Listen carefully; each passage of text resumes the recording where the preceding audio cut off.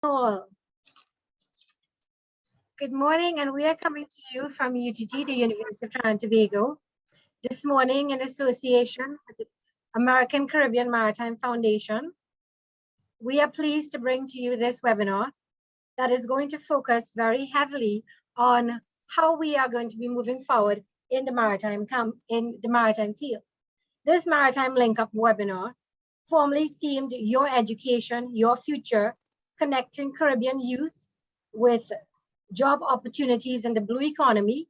We have an array of speakers that are willing to bring to you their experiences this morning.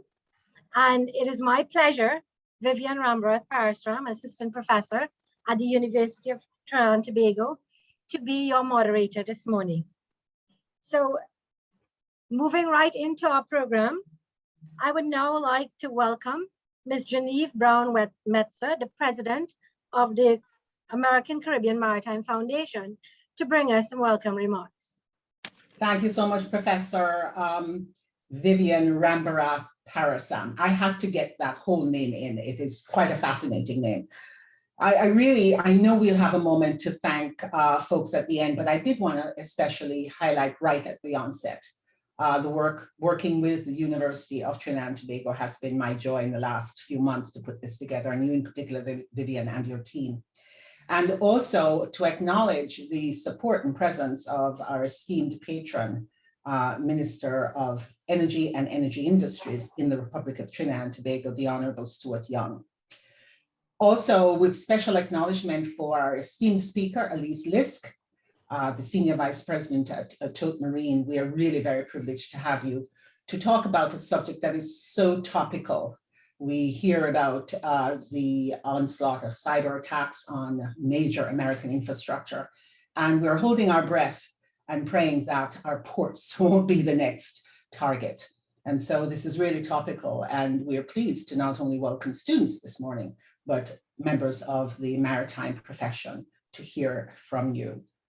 I'm joined also with a partner from last year, our inaugural program, the Caribbean Association of National Training Agencies, Dr. Hamilton Jameau, who is the technical officer in the Secretariat, to add his words as well before we get into the opening remarks from our esteemed patron, Minister Young. Hamilton.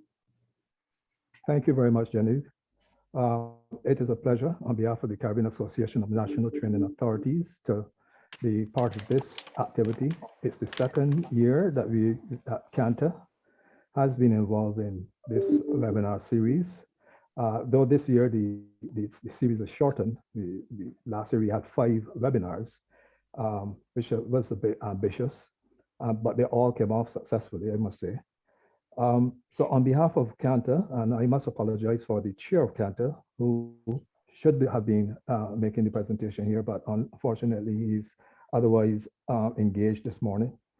I want to welcome and thank the Minister, the Honorable Minister Stewart, for being the patron of this particular webinar, and to thank our special guest and featured speaker, Ms. Lisk, for the presentation that you will be giving.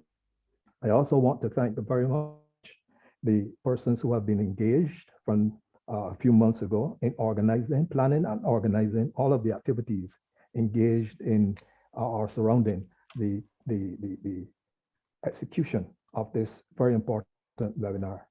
On behalf of the Caribbean Association of National Training Authorities, I therefore welcome each and every one of you to this webinar and hope that we have a very successful webinar. Thank you.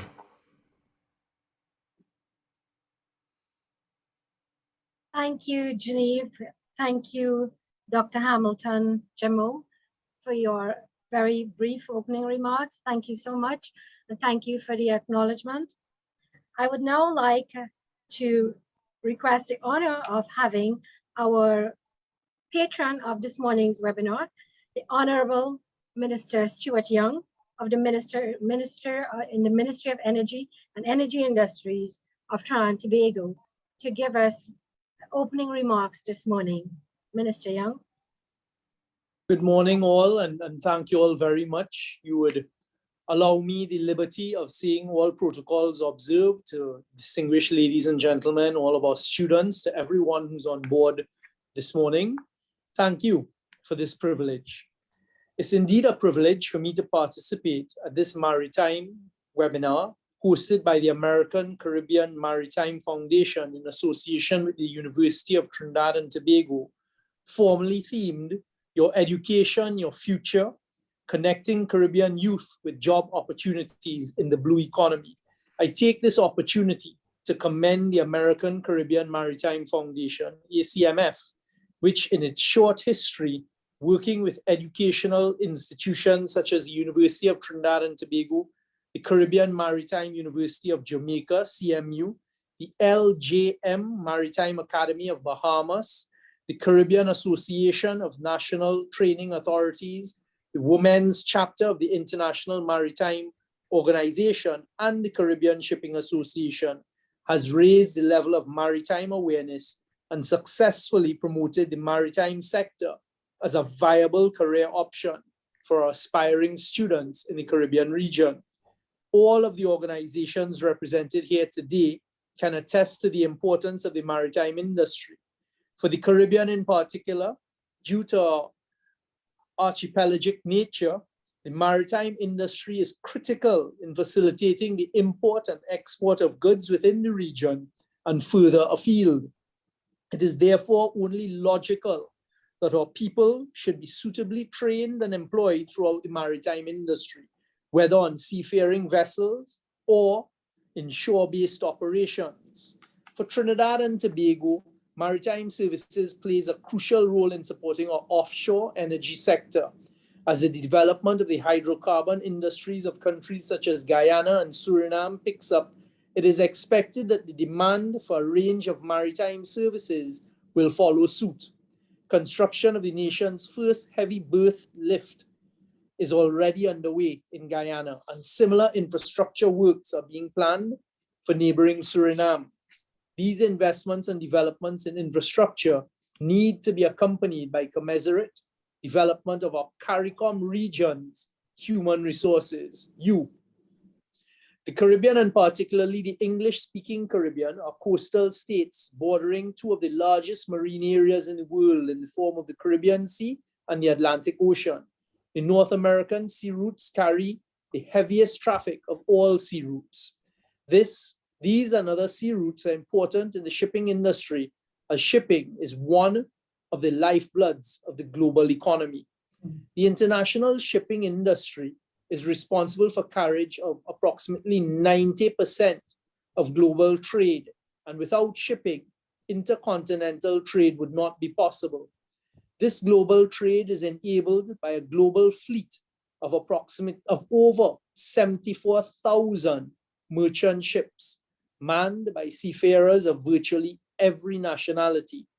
The worldwide population of seafarers serving on internationally trading merchant ships is estimated at approximately 1,890,000 seafarers. This region, including Latin America, is responsible for approximately 10% of globally loaded goods. Yet, that volume of traffic in the region is grossly underrepresented with respect to personnel employed in the maritime sector. With projected expansions in seaborne trade, the merchant fleet is projected to exceed 79,000 ships by 2025, which will in turn require increased manpower. It is estimated that there will be a need for an additional 89,510 officers by 2026 to operate the world's merchant fleet. Therefore, the industry must significantly increase training and recruitment levels if it is to avoid a serious shortage in the total supply of officers by 2025. This is an opportunity for us in the region, and one that we must not miss out on. So increased collaboration between the industry and training institutions is required to address this manpower shortage and to provide trained personnel with the skill sets required in the industry. The skill sets are continuously evolving with the introduction of revolutionary technology such as sensor technology, robotic automation, cloud-based internet systems, movement to mega ships, and environmentally friendly fuels. Technology has become an important tool in driving efficiency, reducing greenhouse gases, minimizing waste. However, with the usage of internet-based technology, the occurrence of digital attacks to networks, systems, and programs have elevated the importance and the critical importance of cybersecurity. The global shortage in seafarers provides an opportunity for UTT, CMU, and the LJMMA to expand and to adapt your programs to meet the growing and technology-driven needs of the maritime industry. However, training institutions cannot carry the responsibility alone for ensuring that our countries are appropriately represented in the manning of maritime operations. Stakeholders comprising governments, regional shipping operations, port authorities must leverage their influence and/or authority on shipping operators whose ships traverse the Caribbean Sea, the Panama Canal, and the Atlantic Ocean. As a well-placed transshipment hub with some of the largest transshipment ports in the world and heavily used sea routes, such as the Panama Canal, it is estimated that 60% of the worldwide shipping traffic passes through the Caribbean Sea. As coastal states, we receive the majority of imported goods and services via transportation by sea. Other major commercial activities taking place within the region, which provide great economic benefit to their shareholders, include the cruise line ship industry, the oil and gas sector, and the fuels market. It would be in the interest of these industries to have good relations with the stakeholders in the region.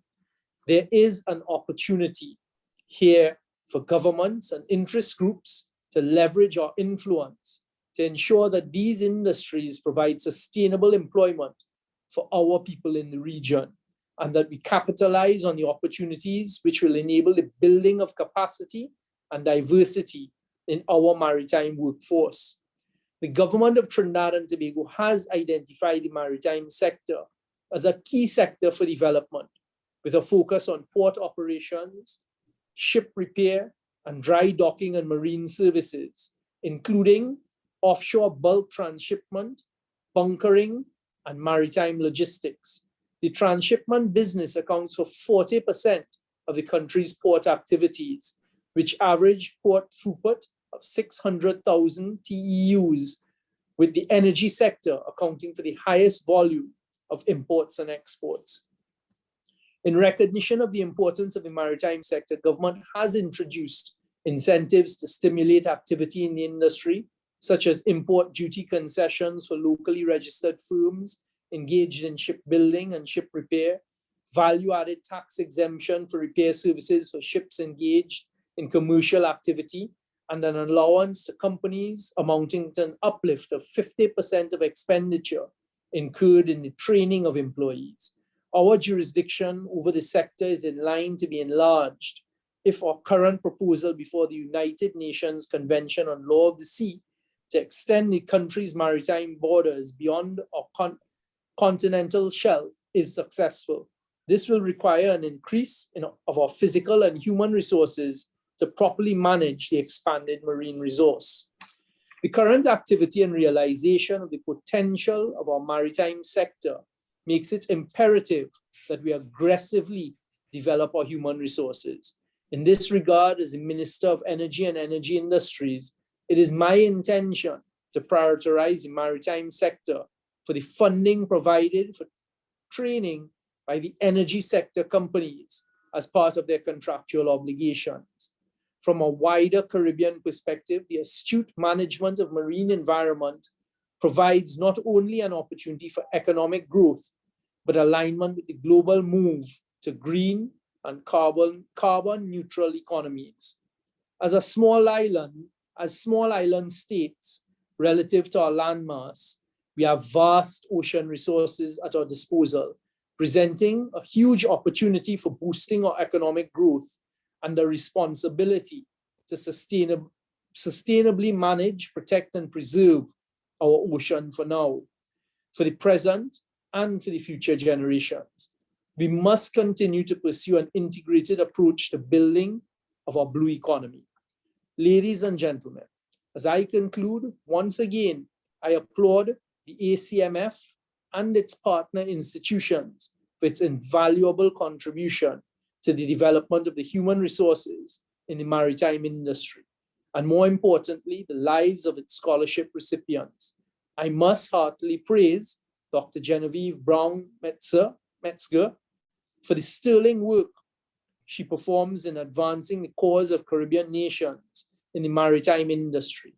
I urge the partner institutions and those in attendance here today to continue to support the work of the ACMF, to continue to invest in our aspiring young people as they represent our best hope if Caribbean countries are to become a significant force in the global maritime industry.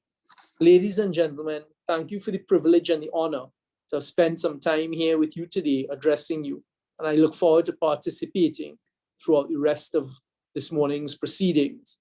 Thank you for your attention, and I wish you all the very best going forward. And I look forward to the growth of this particular sector, as I've tried to outline succinctly the importance of the sector for our region. Thank you. Thank you, Minister Young. Very insightful presentation, and we are very much heartened to hear your commitment to working with the maritime institutions and the energy sector. I should say, though, that the energy sector currently provides maybe 80% of the training opportunities for cadet officers. So we are very grateful to hear at the ministerial level that commitment to even deepen that arrangement, those arrangements we have with the energy majors. Thank you very much. And thank you so much for recognizing the importance of the maritime sector and the importance of continued training in this sector. Yes. And again, we also recognize the American Caribbean Maritime Foundation for the scholarship opportunities. And I highlight this morning that there is an opportunity for attendees of this webinar to apply for a scholarship specifically given by the ACMF for attendees of this webinar. So again, special thanks to the ACMF for providing us with this wonderful opportunity. I now hand over to the Director of the Government and Community Affairs of Tropical Shipping, Ms. Jennifer Nugent-Hill. Good morning. Good morning. Thank you, everyone. I am so excited this morning to be able to join the presentation with our partner, with my partner company, our sister company. It is such an exciting time. I am really energized, more energized than I thought I could be hearing the minister. So Minister, thank you again on behalf of those of us in the maritime sector. Protocols having been established, I would like to now just say good morning and hello to everyone, and especially our students that are online this morning for this most important webinar. I think that what you are about to hear from an exciting speaker who can speak with authority, with the knowledge, and with the experience about cybersecurity and transportation and logistics. But let me just tell you a little bit about our keynote speaker this morning. Ms. Elise Lisk started her career in transportation logistics at AP Moller Maersk more than 20 years ago, advancing her way through this industry with increasing responsibility. Today, I am so honored to be able to call her a colleague. She joined TOTE in October of 2011, where she served as Vice President of Cargo Services for 7 years. Prior to joining TOTE, she served as Vice President of Market Management for the Transportation Division of Houston Logistics, formerly known as NYK Logistics to a lot of us. Today, she is the Senior Vice President of Technology and Operational Excellence for TOTE, started when she was promoted in 2018. Interestingly, in this role, She is responsible for ensuring operational excellence throughout the TOTE organization, which includes 3 of its brands: TOTE Services, TOTE Maritime Alaska, and TOTE Maritime Puerto Rico, with a focus on continuous improvement that leverage technology, people, and process. Elise, as the Senior Vice President of Technology and Operational Excellence for TOTE LLC, really, I think, bounces around, as I call it, in the sunshine of Florida, where she resides, Puerto Rico, where she supports in the Caribbean, and cold Alaska. It takes a dedicated woman to be able to do this and do it as well as she has.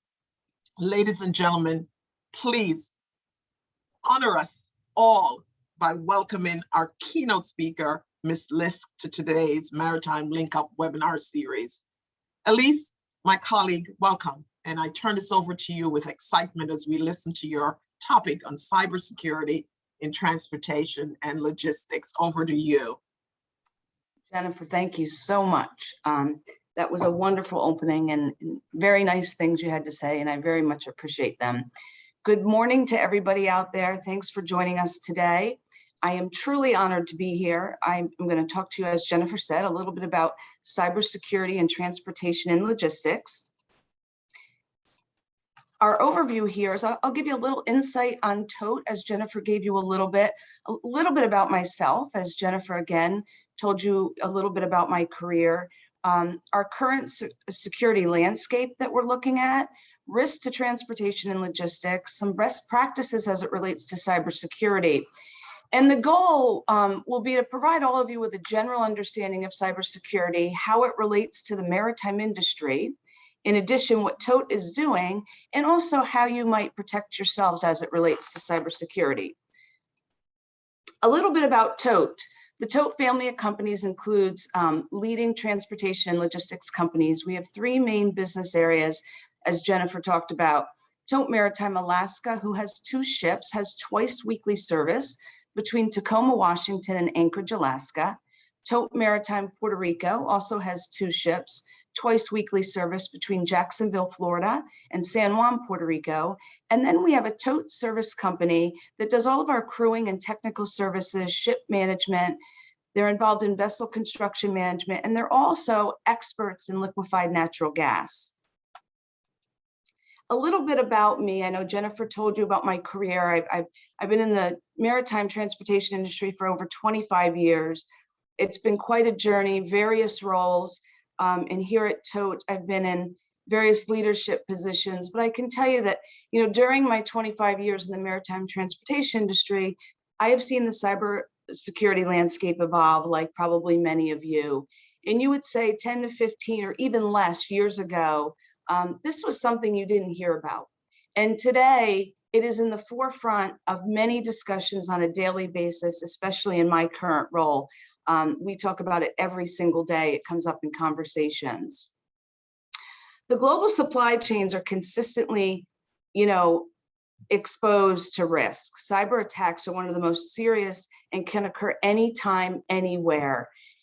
For example, risks out there, such as weather, can be a disruption, just like hurricanes, which I know most of you are very familiar with. We know that when a hurricane is coming, we're aware of it and we can plan. What we don't know is the extent of what's going to happen with the hurricane, but we can certainly plan. A cyber attack has little to no warning. They hit your environment and work quickly to bring serious damage. And not only damage across the entire organization, whether it be operations, finance, reputation, it can really hurt a company's reputation. An example of that is between 2012 and 2016, Yahoo had 5 cyber breaches. It impacted 3 billion users. They had settlements over 117 million as a result. This really hurt their reputation. Many users made a choice to go to an alternate provider. That's just one example of what it can do to an organization. Risks are dramatically increased given the greater resilience on our global network. Easy global access to information adds another risk to us. Nearly every element of a company's business process traverses through global electronic networks and resides with multiple data avenues, increasing risk. Commerce today requires instant product and service search capabilities. This too provides another level of risk and requires protection. You know, some of you may be wondering, why is the maritime industry a target for cybersecurity? You know, there are a lot of different reasons, right? It can be that the infrastructure is not quite there. We don't know enough, right? We have ships on the water. How do we protect them from a technology perspective and do that better? But one really big reason is that we have billions of dollars that are moving throughout our oceans globally with thousands of companies on those ships. So it's a big target for attackers to a vast and broad area of industries, companies that are out there today. Cybersecurity threats are rising. We know that, and that's why we talk about it so much now. In the past 5 years, security breaches have increased over 67%. 2 in 3 small to medium businesses go out of business in 6 months or less after a security breach. And something extremely telling, on an average, on a daily basis, there are 4,000 ransomware attacks. And remember, a ransomware attack, if you don't know, is a malicious software that is designed to block access to a computer system. And then they want money for it to get give you your information back. So we're going to talk a little bit more about the importance of that. In an example of one of our major steamship lines globally that had an attack in June of 2007, which was a ransomware attack. And we call this attack the Russian wiper virus. This virus hit one of Maersk's websites. The malware was downloaded immediately, and within 7 minutes, it was propagated across the entire global network of Maersk. Now, keep in perspective, Maersk has over 700 ships that about every 15 minutes, one is docking and loading and unloading cargo. That's a pretty big impact, right, to a huge organization. It impacted the global economy from a logistics supply chain, $10 billion. Maersk, it cost them $300 million. 49,000 laptops were impacted. They had 1,200 applications, software applications that they use that were inaccessible. 1,000 of those never came back. They never were able to get those back. It took 9 days to restore data, 2 weeks to bring applications and systems back online, 4 weeks to restore those 49,000 laptops. So I would bring this back to 7 minutes. And in 4 weeks, they're just beginning to get on their feet. And this is a very large organization that is supplying the world with all kinds of commodities. So it's a very, very serious, threatening, very costly, and they had to go manual. Maersk went to all manual processes. But if they learn 2 main things, be prepared, plan ahead, and have data protection and a recovery strategy. The National Institute of Standards of Technology has come out with a framework to help businesses prevent, protect, do a better job at responding. Any good organization has a plan like this. The first one is identify. And what identify means is understand what in your environment could be hurt by a cyber attack. For an example, you could be anywhere within your infrastructure all the way down to a laptop computer, right? Understanding that. Protect your environment. Go out and get some software that helps, like antivirus. And there are different types of software out there that can help you and protect.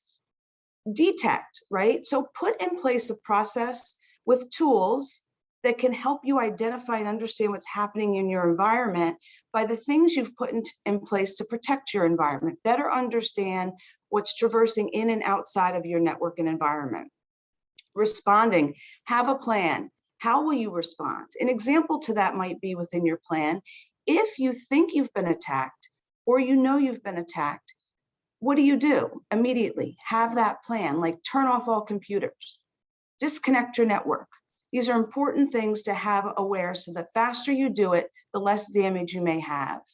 And then recover. This is probably one of the real important parts of this is redundancy, redundancy, redundancy within your environment. Make sure you have redundancy at locations. You're backing up your data. It is extremely important because what happens in a ransomware attack, they may get all your data, and what they want to be paid for is to give it back to you. But if you can replicate it, you don't have to deal with that part of the attack in most cases. And then the real important part of all of this is have a complete disaster recovery plan. And if, as a part of that, make sure the communication plan within that disaster recovery plan is very thorough, internally and externally. Make sure you also exercise that plan throughout the year. Run drills. Make sure you understand how you're going to use it. Learn from it every time. The communication is so important because, again, like I said earlier, that goes back to the reputation, right? Internally and externally, your customers, your vendors, how you handle a situation gives them a better understanding about you and whether they want to continue to do business with you. A lot of these companies lose business because of how they handle their cyber attacks. And a big part of that is how they're communicating those cyber attacks. So what I would say is don't wait.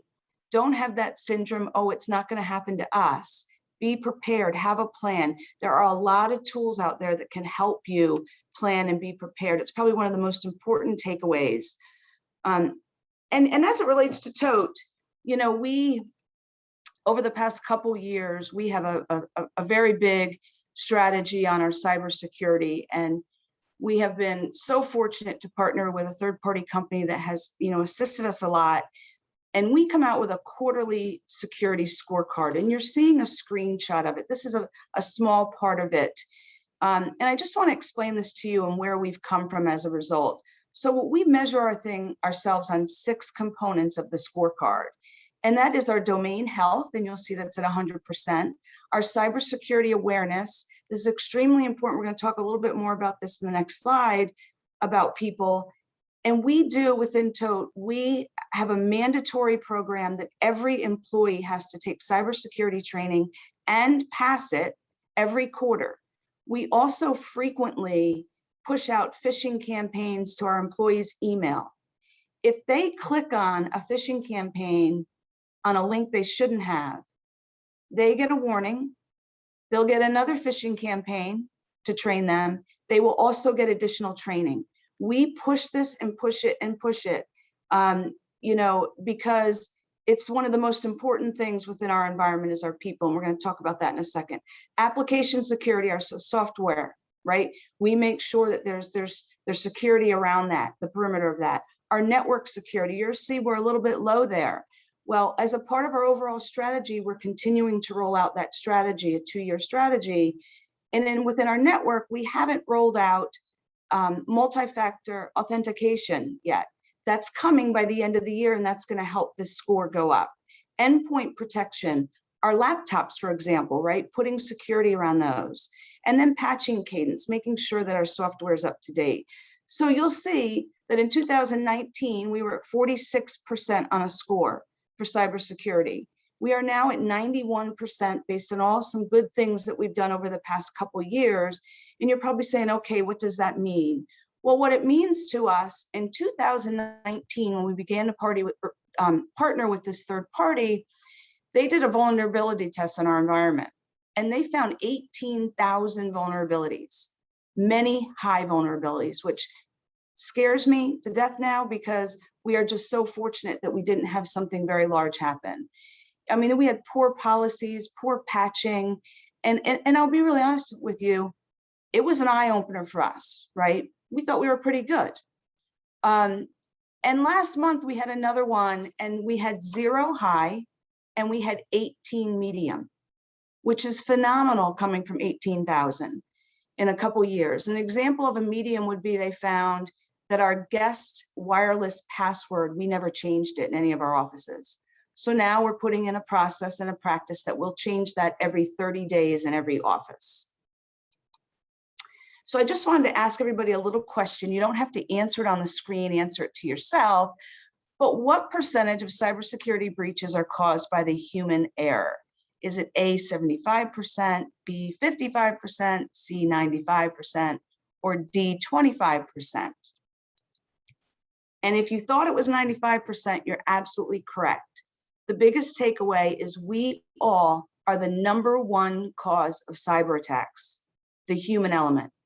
We receive emails.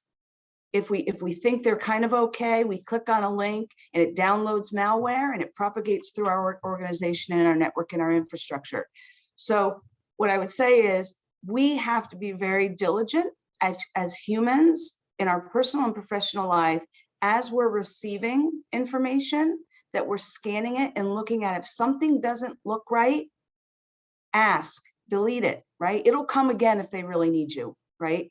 But it's very, very important. Or call the person that sent it and say, did you just send me an email? Or send them a separate email that says, did you send me an email?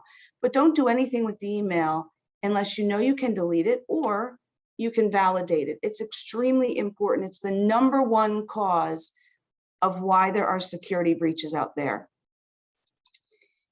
And lastly, a little bit on a personal takeaway of how all of you can protect yourself, because I always say, you know, it's just as important that we're doing things personally that we are doing professionally and in a business environment.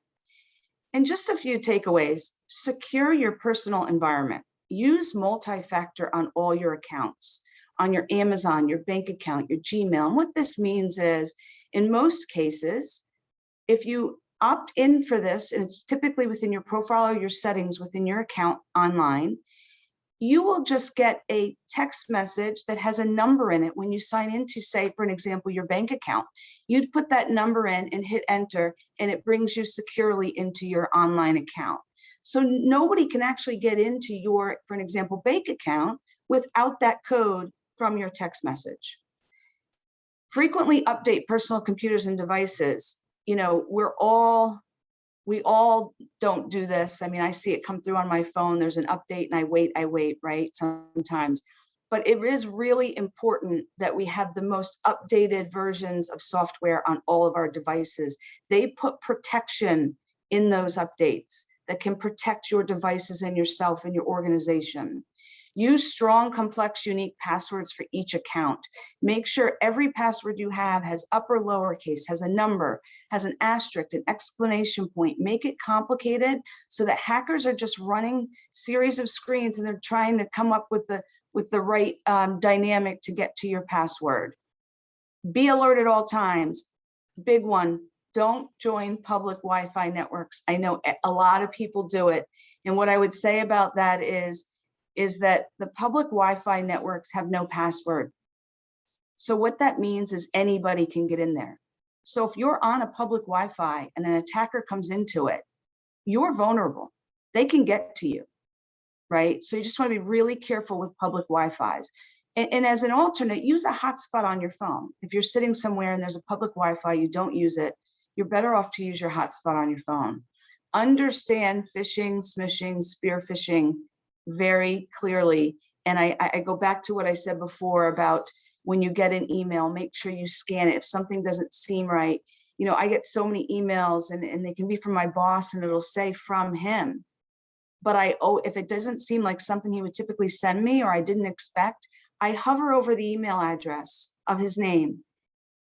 And 10 out of 10 times, if I'm not sure about it, that email address is wrong. It's not him, it's somebody else, right? So it gives you some, you know, email address that you've never seen before and is not that real email. Only download apps from certified sources like Google, Apple, Microsoft. And you can Google and search when you're downloading an app to see if it's legitimate. Be extremely wary of social media engagements. These are becoming more and more prevalent. And what I would say is, you know, a lot of people engage in social media and people have a habit of just accepting, right? I have learned I don't accept from anybody until I have validated them, right? So go Google their name. If they're in your or in a community that you work in. But it's extremely important that we protect ourselves as well as ourselves professionally with our organizations. So many people personally are having breaches and they're not fun to go through, especially the amount of impact it can make to a single person. So I hope you take at least one thing away from the personal takeaways that you learn today. And that would just be great knowing for me that if you just took one thing away. You know, I hope you found today's presentation, even though it was brief, informative. Hopefully you've taken away a new learning or an awareness of something. I appreciate all your time. And again, I'm truly honored to be with all of you today. Thank you.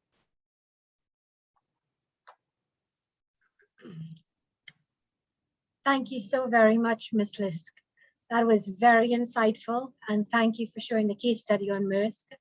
And as the Caribbean is getting more and more digitalized, and you know that has been high on the agenda, especially with the pandemic, you know, these cautions are very important to us, especially as we build the maritime sector and we transition into a more digitalized environment.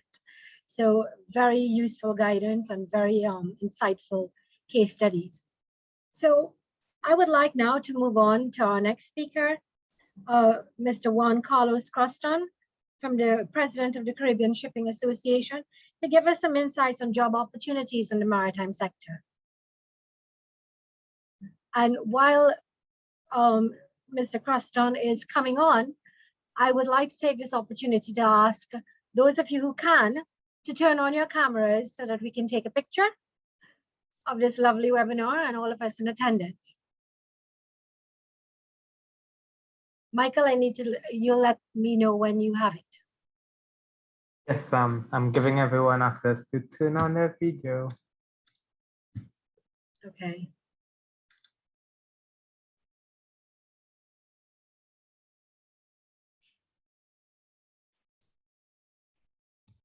Just give them like 5-10 seconds again. Okay.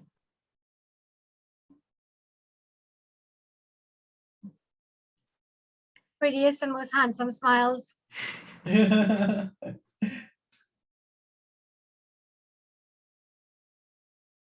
good? All right, everyone smile.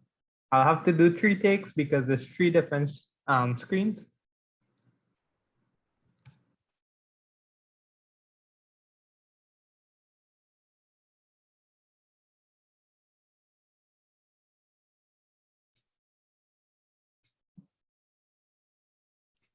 Two.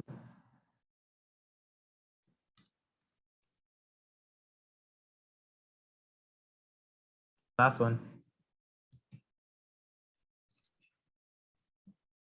Great. Yes, we're good. Thank you. Handing over to Mr. Croston.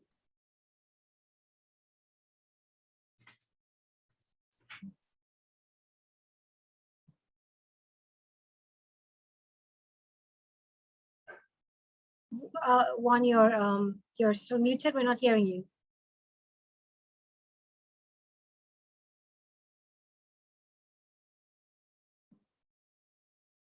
You may have to select a different microphone one because you're unmuted, but your audio isn't coming across.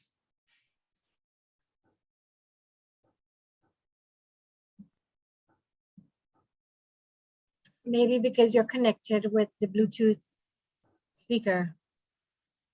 Yeah, And, I'll try something okay, different we're here. hearing you now. Yeah? Yes. Perfect. Well, thank you for the wonderful opportunity. I hope everybody had a piece of paper and a pen to write down all the good recommendations that Elise put forward to us. I can tell you that in our organization, we are paying money to get this advice. So we are getting this advice for free. We have to take advantage of that.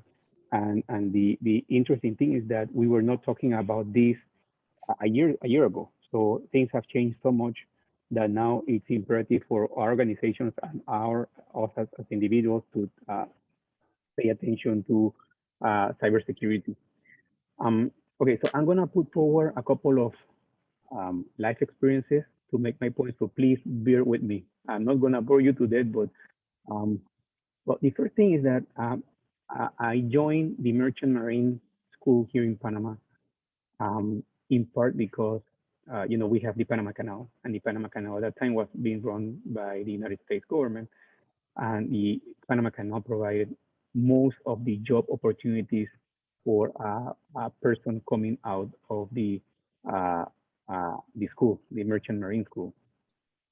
It happened that 2 years after I joined the Merchant Marine School, the Panama Canal announced that they were closing because it was only 5 years after the transition from the US run organization to Panamanian organization. So the Panama Canal administration decided to not hire any more people until the transition was completed. So you can imagine 99% of my classmates were thinking of joining this, but it happened to be a blessing in disguise because it opened opportunities for most of us to pursue careers in organizations other than the Panama Canal. So myself, I find myself now in a terminal operator. You find classmates running shipping companies, maritime administrations, ship chandlers, maritime services. So I think the first thing to take out is that challenges that we might find on the road might lead to success later on. So we just have to keep our eyes open.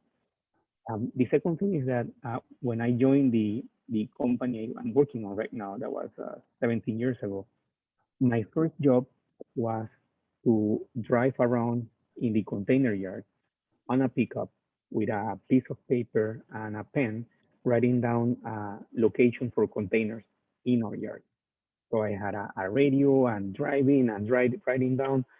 I can tell you right now that that position no longer exists in our organization. The containers do not have to be, the location do not have to be updated by a person. Now they're updated by a system. You have updated real-time inventory. So my point here is that if I had stuck to what I was doing, I would no longer have a job. And I think that's what we're seeing now, that we see more and more development within the organizations to implement technologies and evolve in a way that we have to adapt. So for the students listening, if you think that you have A grades and you're coming out and you don't have to pick up a book anymore, that's not the case anymore. We have to keep reading and training ourselves because the things are changing so much. And the third thing is that we have to chase the opportunities that are out there. So we have to be ready to take on the opportunities. And I think a good example is the great presentation that we just saw. As I told you a year ago, we were not talking about cybersecurity the way we're talking now. We are being required as organizations to have all the employees go over, and I think Jennifer can speak to this. They're taking the seminars, and we have to watch online videos about training, how not to open email.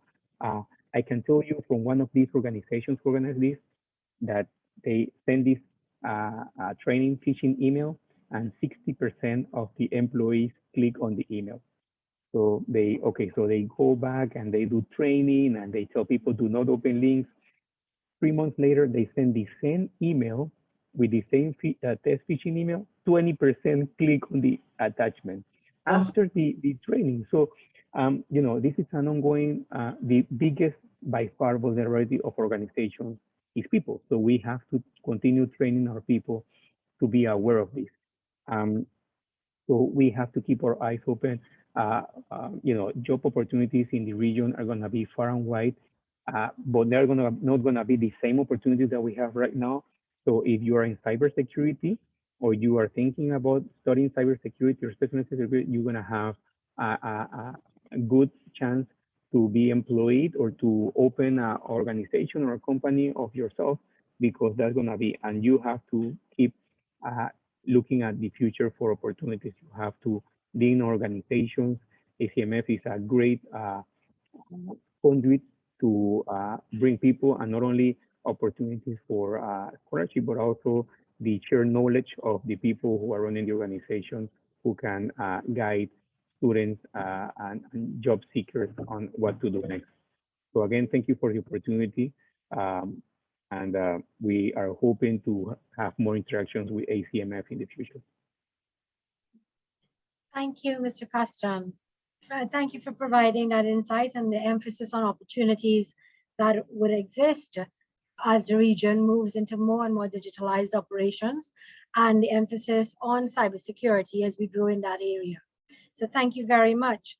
So now we move into our question and answer session, and we have some very good questions in the chat. I would ask our speakers if they would like to jump in and answer any of them. But one of the first that I have here is the Caribbean particularly vulnerable to cyber attacks compared to other regions? Well, you know, while we await some speaker to raise their hand that they're willing to answer this, I can offer my 2 cents on it, in that as we get more digitalized, we will become more vulnerable, particularly if we do not include some of the portions that we have raised here this morning. With that, I would ask any of our speakers to comment on this. Perhaps Ms. Lisk or Ms. Nugent-Hill. Sure, Vivian. You're absolutely right. Your answer is spot on. I would think. You know, I think it's becoming so much more known, and the geographical area that the Caribbean sits, right? And I think it was mentioned earlier on this morning, is that, you know, it's all of the international ships, et cetera, travel through and around the Caribbean, right? So there's a lot of awareness and talk about cybersecurity. I wouldn't say that they are more vulnerable. I think the key would be is that how well are we doing in the Caribbean area, personally and professionally, up a proper plan and bringing awareness, right? And making sure people are educated about what to look for. And I think that's the biggest thing that probably has to be assessed to better know that, right?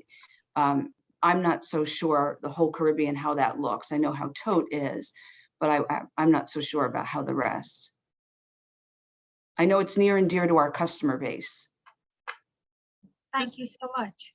Vivian, just to add to what, and Lise is the expert more so than I am, but we live and breathe that part of, just to reinforce something that you mentioned with regards to business continuity best practices, and having that responsibility for our company overseeing our program, our business continuity program, we are emphasizing every day the importance of ensuring that your emergency plans, your business continuity plan, has a robust reference to cybersecurity and the discipline that's required with regards to that.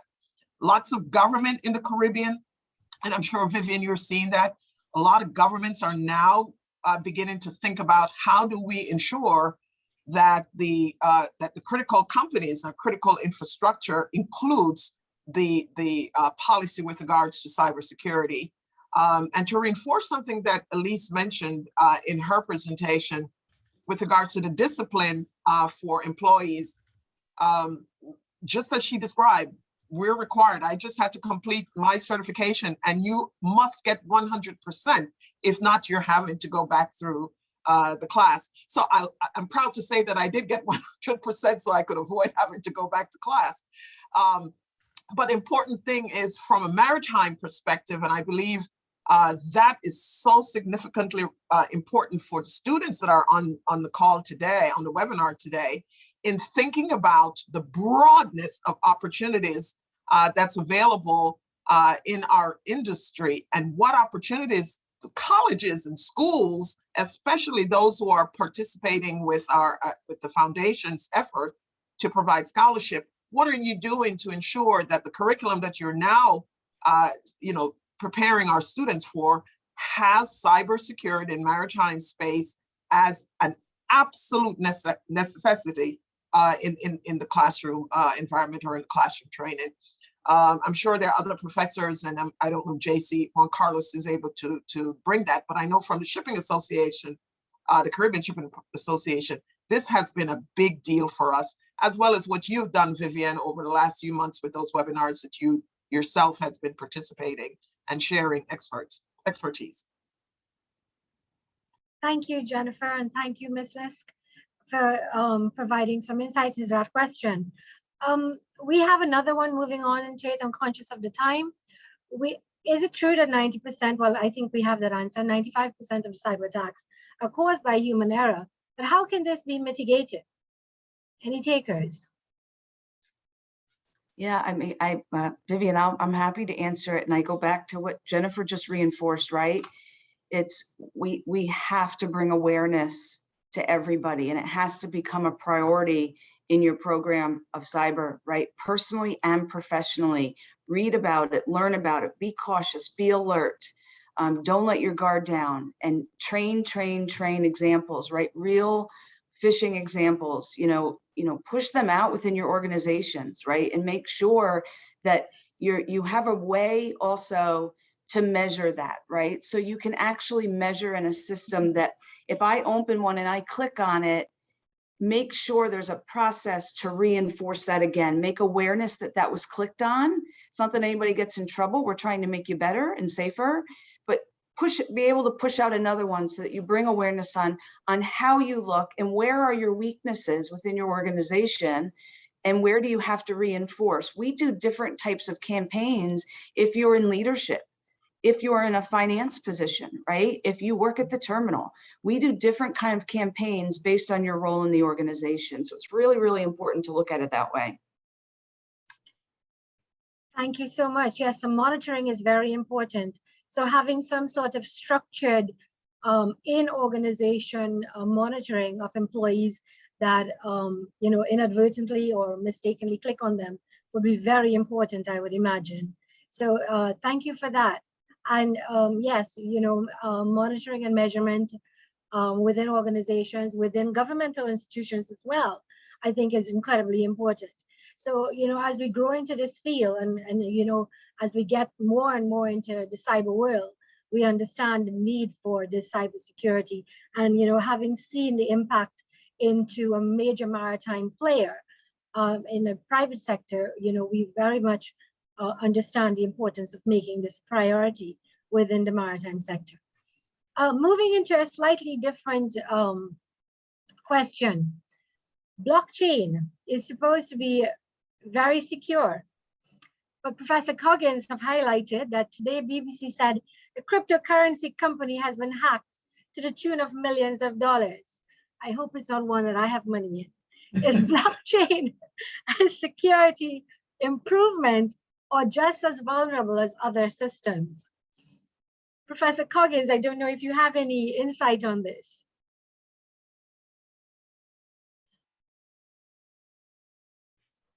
I don't have any particular insight on that. I've been teaching blockchain in my intro to business course. It's supposed to be more secure, especially in terms of finance. So I was quite surprised this morning when I heard the news on the radio. Okay. Well, blockchain and cryptocurrency is very much a mystery to me as well. So I can't offer a credible answer to that question as to whether it's more secure. It's supposed to be, it's touted as. But again, I open to any of our speakers that would be willing to give it a shot. Vivian, I'm happy to make a few comments if you'd like. Thank you. We don't use blockchain at Tote, but I do know, a bit about it. Yes, the whole intent of it is that it is more secure. And for a hacker to get into an organization that's using blockchain, it's a lot more complicated, and they have to get through a lot more layers in the organization and a much broader availability of their assets. So they may, for an example, have to go in and attack half their assets to get in because it is so complicated. It is more secure, but it can happen like it did. But it definitely is supposed to be more secure. I think the concern out there around blockchain is that the sophistication of these attackers, these are very smart, intelligent people. And the concern is that they're getting so good at all of it, is that over time, blockchain may, this is me saying this, may become less secure because they're getting smarter about it. They're doing such a better job at hacking. And that's why we're having this conversation, right? So I think the concern is over time, how good will they get at it? Thank you. We have a question from one of our participants, and I guess this is directed to any of the institutions present here. In terms of cybersecurity protocols, do you give specific emails with use restrictions to employees? And if not, why don't you?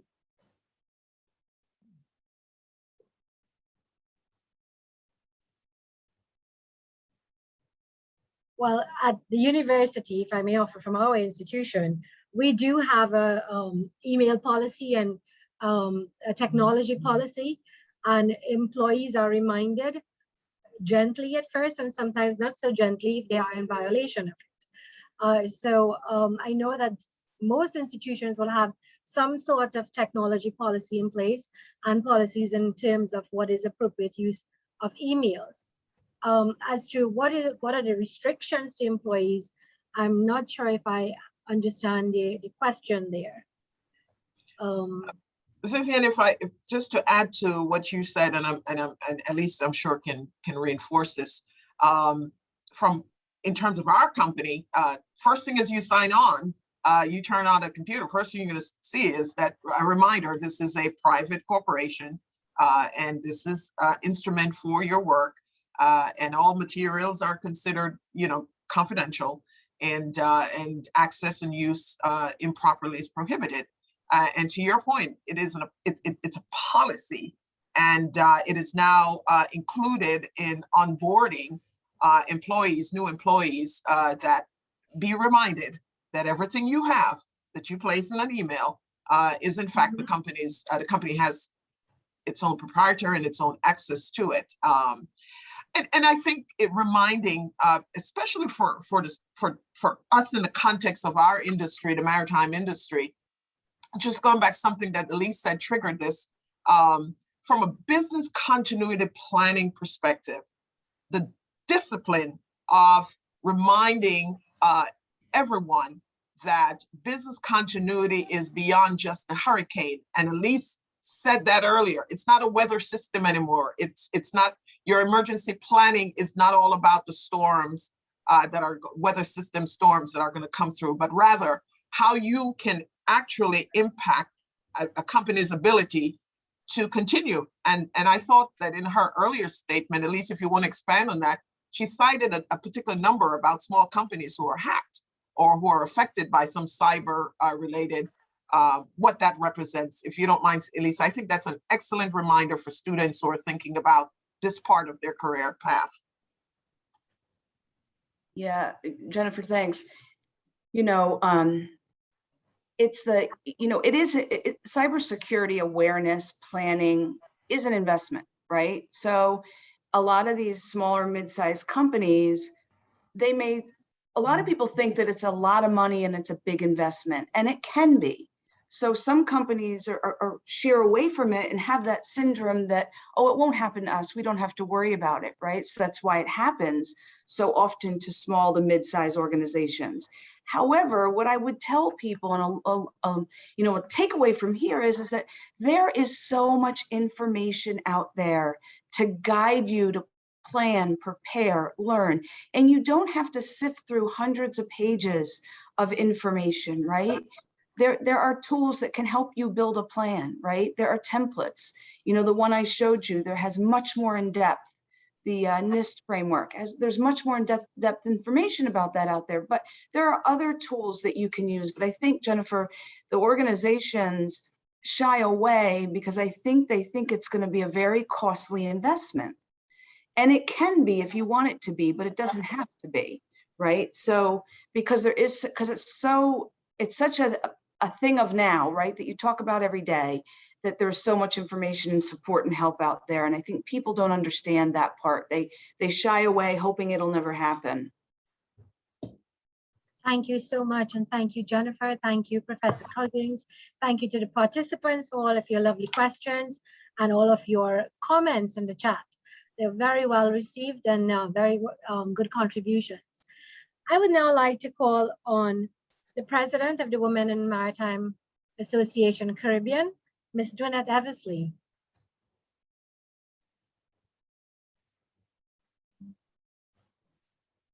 Thank you so much, Vivian. And we have been inundated with thanks already during this 1 hour long session. So my responsibility is to reiterate that those expressions of appreciation to our main speaker. And although the Honorable Stuart Young has left the session, as he indicated he would have had to, we want to appreciate the important information he brought to us on what Trinidad and Tobago is doing to leverage the potential of the blue economy. And of course, relating that back to your role, all our listeners who are students and persons interested in the blue or ocean economy and the immense career opportunities that are opening up. And this thank you is not going to be linear because I'm going to be skipping because of what was presented. And so I want to acknowledge one, Carlos Croston, the president of the Caribbean Shipping Association, who provided the listeners with some insights into the career aspects of the blue economy in particular in relation to maritime transport, and shared his own perspectives to give us a better insight about trajectories and the importance of planning for career growth. I urge everyone who has been part of this, who is not familiar with the blue or ocean economy, to really explore more about what it means, because blue economy, while we focused here mainly on ports and shipping and the realm of maritime transport, the blue economy activities cover productive enterprises, fisheries and aquaculture, seabed mining, renewable energy, and marine biotechnology. And there is tremendous potential untapped potential for careers for all Caribbean countries. You should know that the Commonwealth Blue Charter has been approved by and signed on by all Commonwealth Caribbean countries. CARICOM has a blue economy agenda, as does the OECS countries. The World Bank tells us that growth in the Caribbean's blue economy will be significant in the coming decades, especially in fisheries, seafood, marine renewables, shipping, of course, and port infrastructures. So that is added incentive to you. Elise Lisk, thank you so much for your presentation. Elise, you had me running to my phone to make sure that I updated my security profiles. And of course, your important discussion also taught us about applying and planning for contingencies to handle the growing menace of cyber attacks. And I learned so much about the different categories of the cybersecurity. And of course, coming back to the point that as human users, we are the #1 cause of security breaches, and how we have an onus on protecting our company's business, protecting what Jennifer just talked about again, disaster recovery, business continuity. And so thank you very much for those insights and for sharing the experience of Tote Maritime. The triumvirate in today's presentation has really been Genevieve Brown-Metzer, who is the president of the American Caribbean Maritime Foundation, Dr. Gemot, who is representing Canto, and of course, Vivian. Those three agencies, UTT, that have been working so hard to promote educational attainment and advancement in the shipping and maritime sector. And so we thank Dr. Genevieve Brown-Metzer, we thank Dr. Gemot, or Jamo, I'm not sure how it is pronounced. And we thank, of course, Vivian, Professor Vivian Rambarath Parasaram.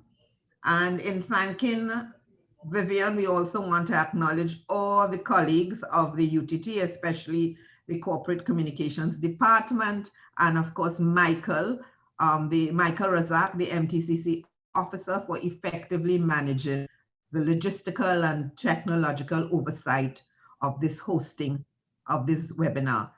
So Caribbean students, Caribbean youth who have joined us, colleagues, friends, and associates in the Caribbean Maritime Sector and allied industries. It has been a pleasure having your company for this past hour. I hope I have not I have not forgotten to mention anyone who has contributed to this session. Thank you all very much. Thank you, Donette. And just to add to what Donette has been saying, thank you all for joining us.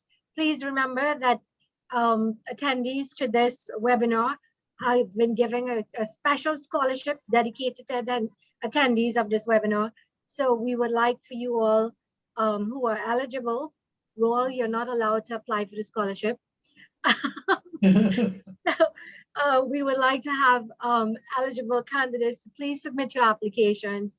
You would be given special consideration given that you have attended this webinar for an ACMF scholarship. Thank you all, and I now declare this webinar closed. Thank you.